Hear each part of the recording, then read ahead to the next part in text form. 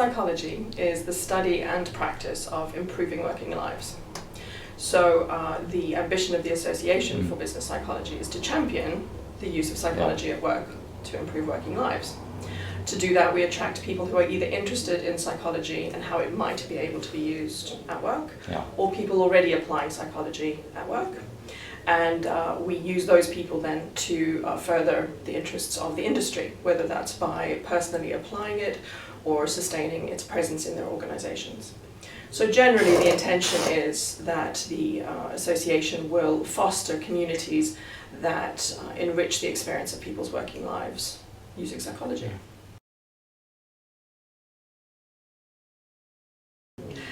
The association has really upped its pace recently in gaining ground in public, because we've recognized that whilst we always believed ourselves to be very inclusive in the past, we didn't necessarily make sure that people recognized we were not a body exclusively for psychologists. So what we've done in the past several years is make it far more apparent that psychology is something that can and should be available to everybody to use as a tool to improve their own lives and others. In that context, we've started writing our second book to ensure that there's some really credible content for people to apply. We've started monthly training programs to ensure that people, even as beginners in the use of psychology at work, have access to practical lessons, at least monthly. We've also got monthly speaker events, often featuring people who have been authors or generally at least very advanced practitioners who share where the industry is and where it's going. And that comes along with an annual conference, and then most recently the awards. The priorities for the Workforce Experience Awards as a program was first to ensure that we got a lot of people to help us demonstrate the value of business psychology and how it could be applied at work. Within that, there's on the one hand using evidence-based approaches, so not making assumptions about what might work or just taking a try and see effect. That helps one to better position your investment and also better measure the return on your investment in a workforce intervention. It was also about establishing that outcomes can be demonstrated. People are very often inclined in the space of HR and with human behavior to suggest it's woolly and it's light, and that I might suggest could be an excuse for those not applying psychology at work. When it comes into the workplace, we're taking a commercial investment for it. We need to demonstrate that it's having a commercial value to the organization. Not to suggest it doesn't also enrich the individual's personal life in ways that can't be quantified, but the priority for a business psychologist must be to be commercial in their application of psychology. So our practitioners, the people who entered included in-house teams as well as external consultancies. They included qualified psychologists as well as business people using psychological models, and it included a full range of people from small organizations, one coach working with just 2 managers in a business, or one of the winners from 2014, a fantastic story by Fiona Parashar about doing Vision Quest days with partners in a media consultancy to reignite their passion for their work. Right up to large organizations, Diageo, Unilever, the NHS, McDonald's, even IBM, big organizations applying psychology, but at the same time not making it exclusive. So I think whilst we wanted to attract a range of entries and we wanted to keep really high standards, we did so in an inclusive way, because we definitely had interest and support and attendance from people across the whole spectrum of membership. The standards were set by our convening judge, Dr. Nigel Bernal. Nigel has got a tremendous background in academia, but he's also a practitioner. So he has a tremendous balance of understanding not just what science can and should be applied and how to get rigorous evidence on things, but also the realities of working in organizations where things are sometimes a little less precise, or one isn't able to control things to the extent that one would in academic research. So the standards that we set were, I think, a fantastic mix of business and psychology to represent, as I said, that you shouldn't be doing one without the other if you're doing an intervention in a professional organization. So we looked at simple things like, did you use a psychological model? So that's fairly straightforward. And was it an evidence-based model that had some legitimacy behind it? So whilst some people used very strong tools, perhaps very tools-based approaches like validated surveys or psychometrics, other people were using simple things, for example, like feedback models or coaching models or other ways of working with people in a sequential way and establishing traction to get involved. So there was first a look at just what psychology was used and the level to which that could be demonstrated to be evidence-based. And then there was the how it was applied, and that is about being professional. That's about doing things on time. It's about taking account of your stakeholders. It's about setting clear targets to achieve and not simply, as I said previously, trying something to see if it would work. And then finally there was the proof that they needed to provide that the objectives they set themselves, or that the client, if it was an internal engagement, set them, were in fact met. And in that case we were always very fair to the fact that a small intervention would have expected maybe a very modest outcome. You work with 2 people, but you have effect on those 2 people in the business that they work in. Then that was sufficient to demonstrate evidence of outcome.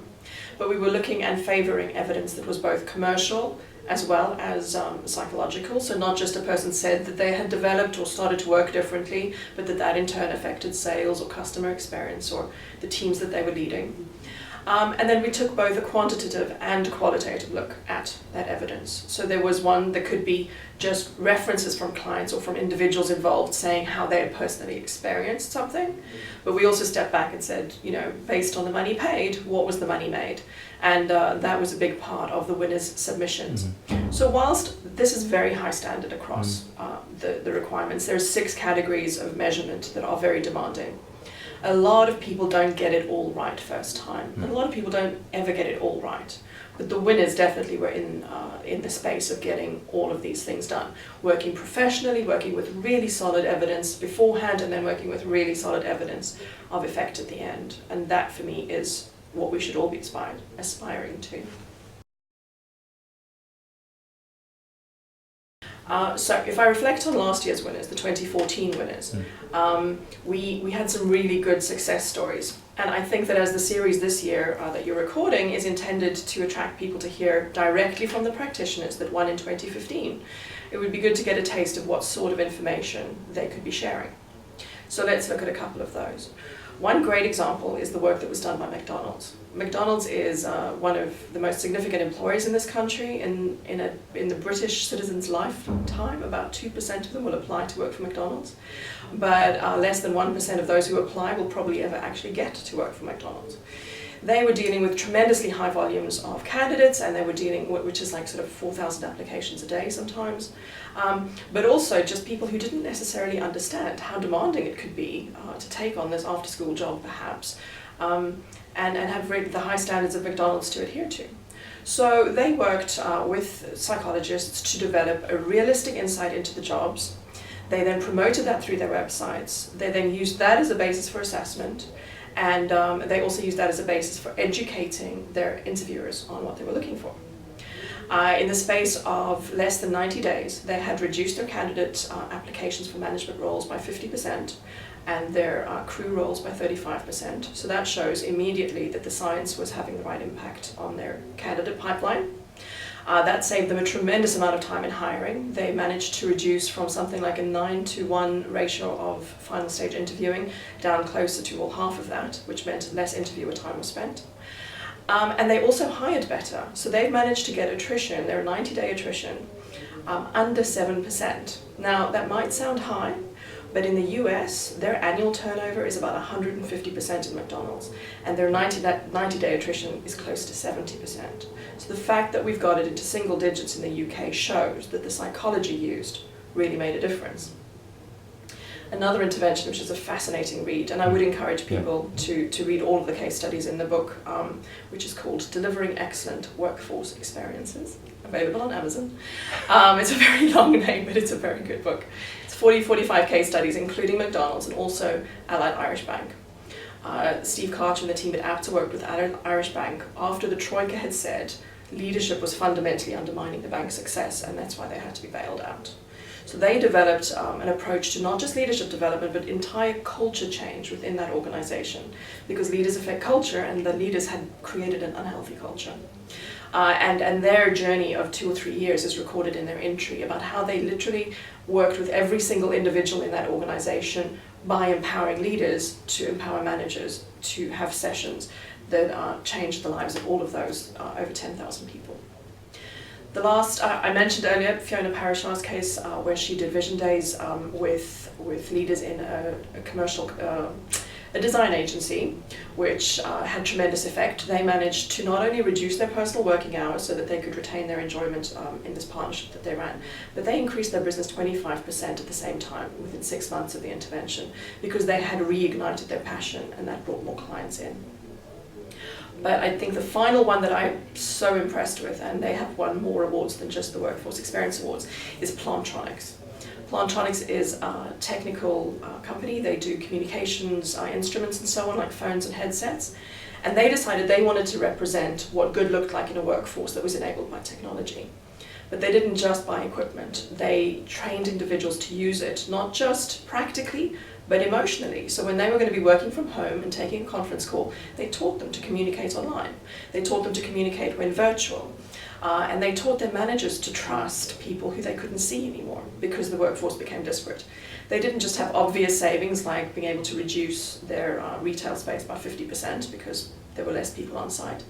But they had tremendous uplifts in, again, reduced attrition, increased engagement, lower absenteeism, and a host of other benefits.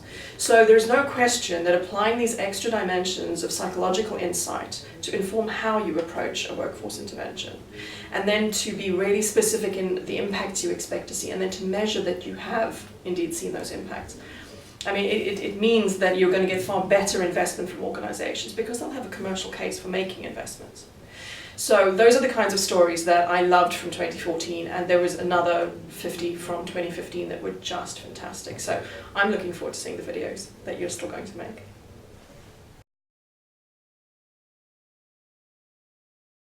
So some of the successes from the 2015 awards that I'd like to share were, again, that we had entries from both qualified psychologists and others using psychology in a very evidence-based way.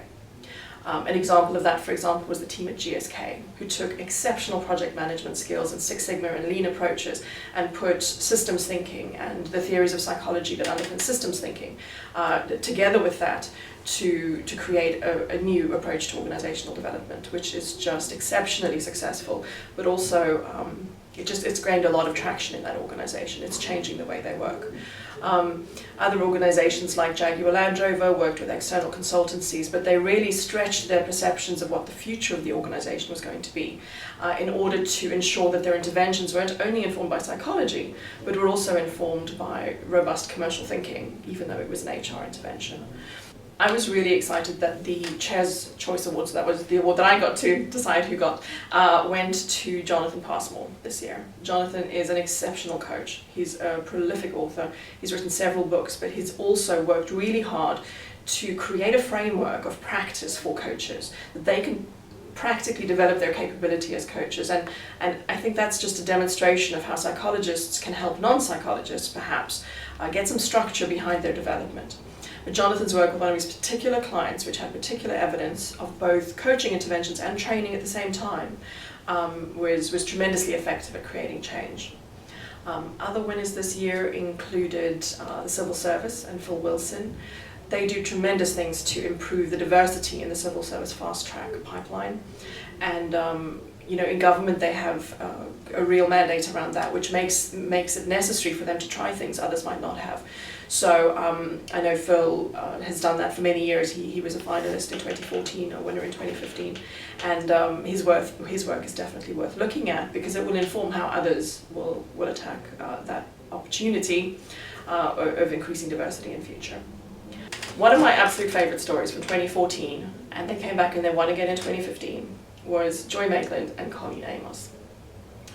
Colleen is a psychologist. She's the sister of Baroness Amos, who's most recently been working for the United Nations, having been originally the first ever black woman in British Parliament, even black person that was a full member of Parliament. And in honour of their parents, they established the Amos Bursary. And the Amos Bursary is designed to look at the group that most often fall out of university education, and that's Afro-Caribbean men. So they specifically created a bursary in memory of their parents who had been passionate about education to sponsor young men going through education and preparing them for university, and then to help them through their first year and beyond. They've now done a total of 75 sponsored bursaries for students, and they've had outstanding success. But they start when they're about 15 years old with psychometric tools to get a better insight into themselves, to be able to better manage their own emotions, so that's a bit of emotional intelligence, I suppose, but also to manage their experience of others. And having had a chance to meet several of the bursary students, they are just tremendously successful. They've had internships at Goldman Sachs, and they've had experiences going to New York to do internships there, and they're producing a tremendous group of the next generation of leaders. They have mentors for every one of them from an existing leader that's been successful in that community. And but nevertheless, I think what I love is that they are unashamedly clear that it's the psychology they're using, not the funding that they're using, that's making those students successful. So that shows how a really big social problem can be addressed by using psychology. And that wasn't necessarily at work, right? That's at school, but it's leading to work, and there's other schools and hospitals and all sorts that entered that told their stories. So definitely worth watching out for more of these stories, because it can really change your life.